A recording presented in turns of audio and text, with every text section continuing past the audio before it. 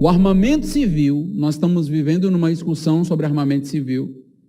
O armamento civil não deve ser incentivado como uma proteção contra o Estado. Escuta, abre os ouvidos.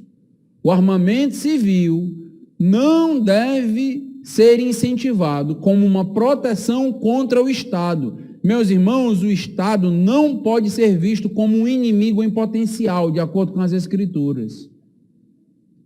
Esse tipo de educação civil insufla o povo e coloca o povo sobre um barril de pólvora. Temos que ter cuidado com essa perspectiva. É sutil, mas atente. É fato que em regimes totalitários, eles normalmente buscam desarmar a população. Se você já leu um pouco de história, você sabe disso. Para quê? Para que a população seja uma presa fácil para aquele líder, para aquele totalitário. Contudo, é preciso ter muito equilíbrio aqui para falar de armamento civil. Porque uma população, apenas pela segurança que a arma pode trazer, pode ter uma tendência de se revoltar facilmente ou considerar totalitarismo que de fato é apenas uma situação desagradável. Lembra, nós precisamos ter largueza para passar por situações difíceis, políticos às vezes complicados, mas às vezes o poder do armamento pode trazer sobre nós a sensação de que nós devemos ir lá e retirar pela própria força. E temos que ter cuidado com isso. Por quê? Porque a espada não nos foi dada para retirar o Estado de lá. A espada foi dada ao Estado para que o Estado pudesse cumprir a sua função de maneira adequada. Não devemos esquecer que revoluções anárquicas também são feitas com armas.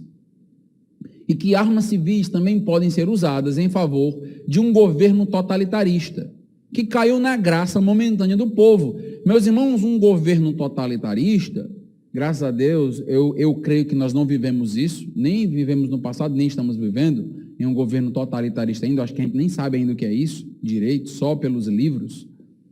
Mas governos totalitaristas normalmente são amados pelo povo por um determinado período, por um determinado momento, porque ele livra o povo de algo, ele liberta o povo de algo, e o povo passa a ver aquele líder ou aquela liderança como uma esperança, e o povo se apaixona. E nós temos que ter cuidado, por quê? Porque muitas vezes essa liderança usa o povo para que esse povo possa, inclusive, usar de violência para com os inimigos políticos. É muito complicado, meus irmãos, é muito complicado o ambiente social e político. Temos que ter cuidado.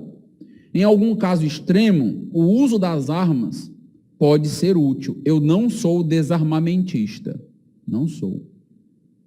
Eu entendo que, biblicamente, há espaço para a defesa pessoal, a defesa da minha própria família, a defesa do meu próprio patrimônio. E é minha responsabilidade, inclusive, como homem da casa, como marido da casa, proteger minha esposa e meus filhos. É minha responsabilidade. Eu vou proteger com o quê?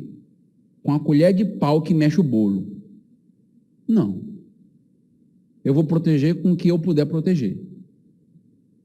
Então, se você vê esse princípio na lei mosaica, quando se fala, por exemplo, de alguém que invade a casa de uma família à noite e este que invadiu foi assassinado, o texto diz que aquele que assassinou não é culpado. Não é culpado por quê?